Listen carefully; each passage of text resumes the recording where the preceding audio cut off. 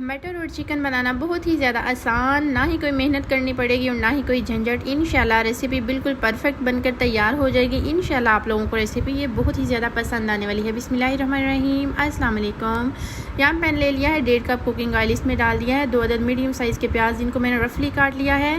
1 प्याली मेरे पास है लहसुन और अदरक की, 1 अदद टमाटर है और 3 से 4 अदद सब्ज़ मिर्ची है। इनको मैंने तकरीबन हाफ़ टन किया है। अब मैंने एक मिक्सी का जार ले लेना है, इसमें इसको निकालने के बाद इसका पेस्ट बना लेना है। 1 किलो चिकन है मेरे पास, इसमें हाफ़ टी स्पून अजवाइन का जाएगा और हाफ़ कप ही इसमें दही का जाएगा। 1 टीस्पून नमक, 1 टीस्पून काली मिर्च, 1 टीस्पून हल्दी और 1 टीस्पून मिक्स गरम मसाला और भुना कुटा ज़ीरा है। इसमें सारे मसाले डाल देने के बाद इसकी मैरिनेशन बना ली है। बिल्कुल भी हमने इसको स्टेन नहीं देना। अब यहाँ पर हमने जो ऑयल रख लिया था 1 कप, इसमें सारी चिकन को डाल देना है और इसको मैंने दम पे लगा देना है तकरीबन 5 मिनट के लिए। अब हमने जो पेस्ट बना लिया था वो डाल देना है। मटर है मेरे पास आधा किलो, इनको अच्छी तरह से मैंने वॉश करने के बाद ये भी साथ ही डाल देंगे। इनको तकरीबन 15 मिनट का मैंने दम लगा देना है।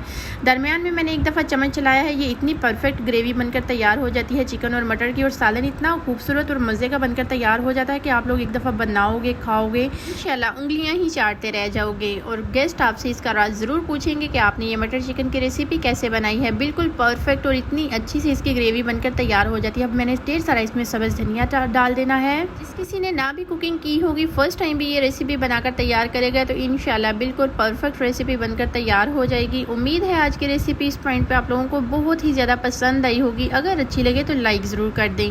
अल्हम्दुलिल्लाह हमने इसको डिश आउट कर दिया है। माशाल्लाह से इसकी लुक देखें कितनी खूबसूरत नज़र आ रही है।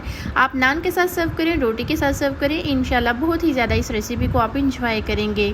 माशाल्लाह से ये बनाना बहुत ही ज़्यादा आसान है। रेसिपी अगर इस पॉइंट पे ज़रा सी भी अच्छी लग रही हो तो लाइक ज़रूर कर दें। और नूर्स किचन को अगर आप लोगों ने सब्सक्राइब नहीं किया तो सब्सक्राइब ज़रूर करें, बेल आइकन को ज़रूर प्रेस करें ताकि मेरी हर आने वाली नई से नई आसान से आसान रेसिपीज़ आपको सबसे पहले फ्री में देखने को मिले।